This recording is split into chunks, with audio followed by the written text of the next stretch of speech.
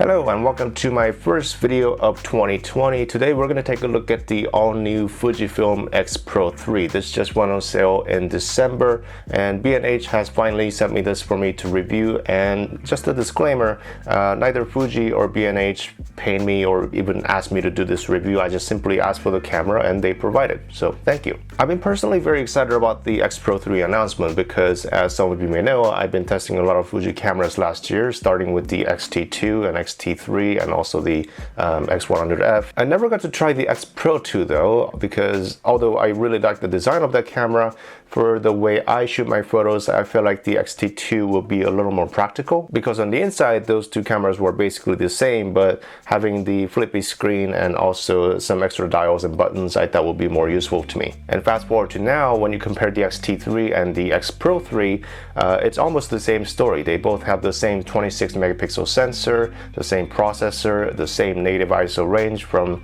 160 to 12,800, and I think pretty much the only meaningful difference between the two are more in the video specs. The X-Pro3 obviously isn't really meant for video shooters, but it can still shoot up to 4K 30, while the X-T3 can shoot up to 4K 60 in 10-bit. So other than that and the body design, they're very similar cameras, and Fuji obviously recognized this issue and they decided that they should really separate and differentiate the X-Pro line cameras from the XT cameras by really going after the niche demographics of street and travel photographers and enthusiasts. They've updated the hybrid viewfinder and the top body panel is now made of titanium, and they also offer the Dura coating colors in black and silver, which apparently makes the coating 10 times more scratch resistant than stainless steel, which is important for travel photographers. And they've also simplified some of the buttons on the back and of course the screen. This is what everyone's been talking about in the past 3 months. More about that later, which all sounds great, but the only trouble is that now this costs $500 more than the X-T3 and $700 more if you get the optional Dura black or silver versions. So one must wonder, yeah, the titanium and the viewfinder sounds nice, but is it worth the extra money? Well, if you're the type of person who buys cameras based on specs, then the X-T3 is obviously the better choice. I'm not saying that X-T3 users only care about specs, but it certainly is a great deal right now. So considering the price difference, if I were choosing my first Fuji camera and if I could just have one camera, that's probably what I would choose as well. But after playing around with this camera for a while, I realized that there's a lot more to like about this camera than it meets the eye. You know, you don't buy a Mercedes or a BMW because it's the smart thing to do. You buy them because you want them. And I feel like if the X-T3 is the camera you need, and then the X-Pro3 is the camera you want. At a quick glance, the X-Pro3 looks basically the same as the X-Pro2. I like how there's no big white logo at the front like on the X-T3. It looks much more sophisticated and subtle at the top here. And I don't know if I'm imagining this or maybe it's the titanium, but the whole body just feels really nice in my hands. And I didn't expect this from such a brick-like design, but the grip feels very comfortable and it fits in my hand really nicely. Oh, and this is just the regular black version, by the way, not the Dura black or silver finish. I heard those finishes can attract a lot of fingerprints if you don't know how to take care of them, and like I said, it's $200 more. And when it comes to my cameras, I usually just prefer simple black colors, and some people complain that Fuji should have used a little more premium materials other than just metal and plastic, but you also have to remember that this is still a sub $2,000 camera, and to me this looks and feels like a $2,000 camera. It feels like a well-designed camera that's built to be used on the field, not a jewel that belongs in a museum. I can't comment too much about what's changed from the X-Pro2 because I never owned that camera, unfortunately, but I know that they simplified some of the buttons on the back and the circular D-pad thing is now gone. Some people didn't like that change on the X-T30, but I don't know, I kind of like this. It gives me a lot more surface area to grip the camera, and it hasn't really affected my use of the camera at all. I guess the only bad thing about that is because now there are fewer buttons, most of the buttons serve multi-functions, so instead of using icons, they decided to fill them up with words, and it does get kind of wordy and confusing, but you know, it's not a big deal. You get used to it pretty quickly. On the back of the back screen, there is a smaller screen where it shows you either the film simulation art or some of the camera settings. I don't know on this camera, something like this is really necessary on a camera where you can literally see all your settings, but I guess it gives you something fun to look at. Moving on to the top hasn't really changed much. I'm very familiar with this layout from the X100F. And you know, for most things I usually prefer having an extra dial like on the X-T3, but for street photography you're mostly going to be in auto ISO anyway, and things like metering mode and the shooting modes are something that I change all the time, so this layout is also fine. And lesser dials also mean lesser things that will accidentally get changed. And speaking of the dials that get accidentally changed, this was my complaint of most Fuji cameras that I've owned. I wish some of the dials had a little more weight to them. Especially at the top, the exposure compensation dial, it gets changed accidentally all the time, and it's usually never where I left them, and it doesn't have a lock button, so that's also a problem. The on and off switch, it does stick out a little bit to the front, so about half the time when I take this camera out of my bag, it's on the on position even though I know I turned it off. And also at the front here, there's the focusing mode dial, which goes from manual to continuous to single.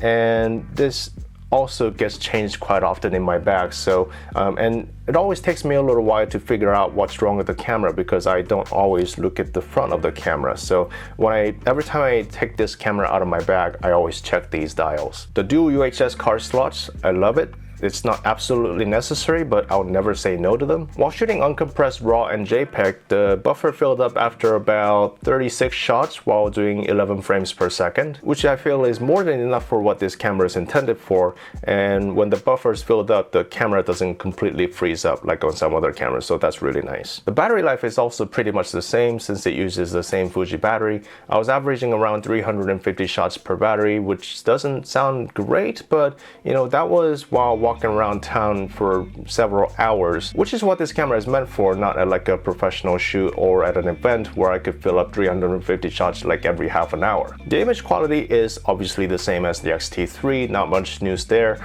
and if you stay under ISO 6400, most of the images will be pretty usable, or 3200 or 1600 if you're really picky. One new thing, they've added the classic negative film simulation, which adds a bit of greenish tint to your images, which gives you that dated film look. I never cared much for the film simulations on my Fuji cameras, and I usually only shoot RAW anyway, but I kind of like this one. And the autofocus is pretty quick and accurate like on the X-T3, no complaints there. And if you're upgrading from any of the older Fuji cameras, that's probably the area where you see the biggest difference, not in the image quality. Now let's talk about the fun stuff, the viewfinder and the back screen. First, the viewfinder. If you like the viewfinder on cameras like the X100 series or the X-Pro series cameras, you're gonna love this one. This is the best one they made by far. It looks clear, it's big, it's responsive, and I also love how customizable it is. You can make it as simple or as complicated as you want. It does take some time getting used to if you've never used it before, because this is a rangefinder. The angle of view will never be exactly the same, so the framing will never be 100% accurate compared to when you're looking directly into the lens. And when you're looking into the viewfinder, the framing box kind of guides you to where the lens is actually pointing at, but when you're using a longer lens, the box gets pretty small, and when you're using a wider lens, wider than maybe 23 millimeters, the box goes beyond to the size of the display, so it kind of disappears. And I also noticed on bright sunny days, it gets kind of hard to see the focusing points. And obviously the cool thing about these cameras is that there's always the option to choose. If the optical viewfinder is not really for you, you can always switch over to the EVF, and you can use it like a normal mirrorless camera. And now the back screen. This is what everyone's been going crazy about. So for those of you who don't know what I'm talking about or new to Fuji, on the X-Pro2, the screen was on the back, you know, like on any modern digital cameras. But on the X-Pro3, the screen is hidden on the back here. You know, you could do this on a Canon camera too, but the only position where you can see the screen is when it's open like this. You can't just flip around the screen and attach it back to the camera. That's the only way you can see the screen. So the idea here is that, you know, well, there are several things. First, you know, Fuji spent a lot of resources developing this viewfinder, so they obviously want this to be your prominent way of shooting, which makes sense on a camera like this, I guess. And it's certainly not a problem problem if you're a DSLR shooter. And if you want to shoot from different angles and whenever you want to use the screen, you have to open it up like this. And second, it has to do with the habit of chimping. You know, since the beginning of digital photography, this has been the way of shooting. You look through the viewfinder and take a photo, and you look down at the screen. And you take another photo, and you look down at the screen again. You know, I can kind of see the appeal of this because, you know, I don't know if any of you follow me on Instagram, but I've been shooting a lot of film lately. And, you know, obviously when you're shooting film, you don't get to see your photo for several days until your photos get developed. And also, one of my favorite cameras of all time, the 5D Mark I. I've owned several copies of this camera, and on one of them, I broke the back screen so I couldn't preview my photos. And on another one, the camera was always so slow for some reason, and there was like 3 or 4 second delay before the picture to pop up, and the screens on these cameras were super terrible anyway, so I just stopped using the screen altogether. And you might think that's a handicap, but it actually made the camera more fun and rewarding to use because it made me think harder before pressing the shutter each time instead of just adjusting things as I went based on what I saw on the screen. Also, when you're shooting film, because you only get 36 shots per roll, you have to make every shot count.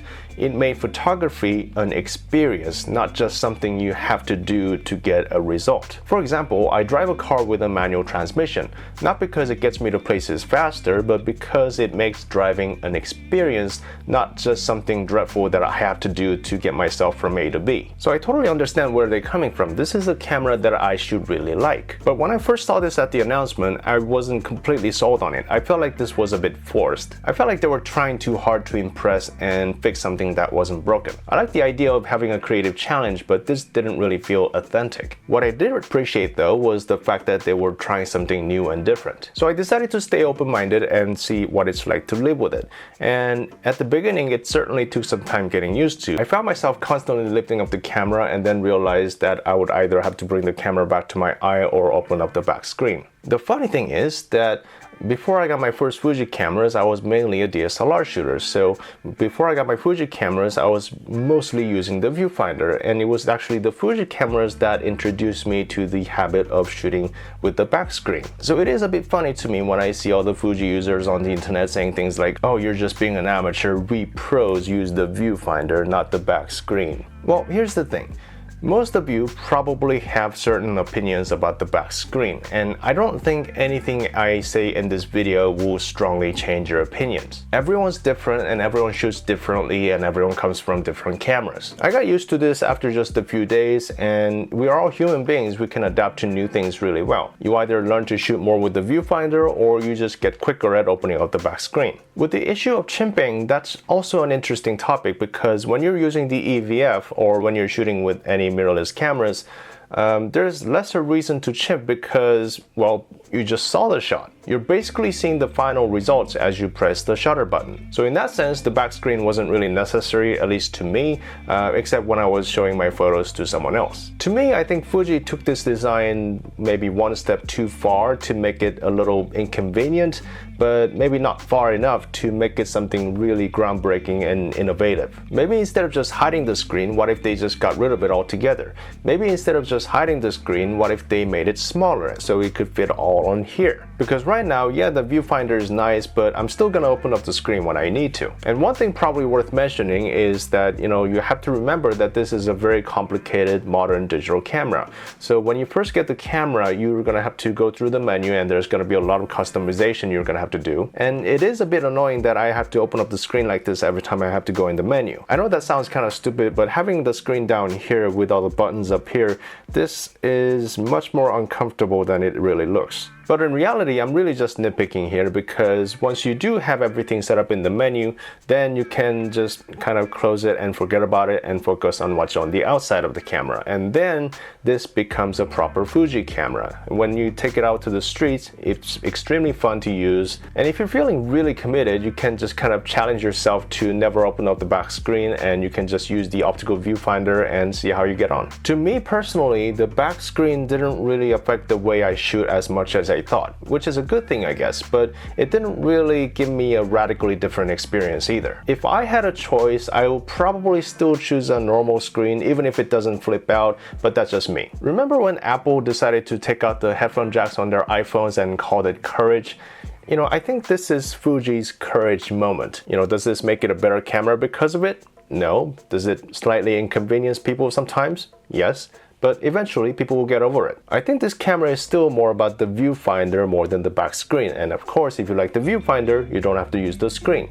And it's different, it's fun, and if you don't like it, you don't have to use it. And of course, there's always the X-T3. And if you're a reasonable person, you can make your own decisions on how often you want to look at the back of the camera without the camera manufacturer deliberately inconveniencing you from doing so. And like I said, nothing I'm gonna say on this video will really change your opinions about this because everyone's different. But the reason why I like this camera a lot has nothing to do with the back screen or even the viewfinder. It's again back to the basics. I like how it fits in my hands. I like how comfortable it is. And although I can't really test it, I know it's built really well and I know it's very reliable. Yeah, the titanium body or the special coating or the funky viewfinder and the back screen won't necessarily make you a better photographer, but you know, this is a unique camera that gives you a unique experience that's built like a tank, and that's pretty much what it is. So what do you guys think of the X-Pro3 or the back screen or the viewfinder or anything else about the camera? Let me know down in the comments, and thank you for watching. That's it for me today, and if you are interested in purchasing one of these, please check out the links down below, and I will see you next time. Bye bye.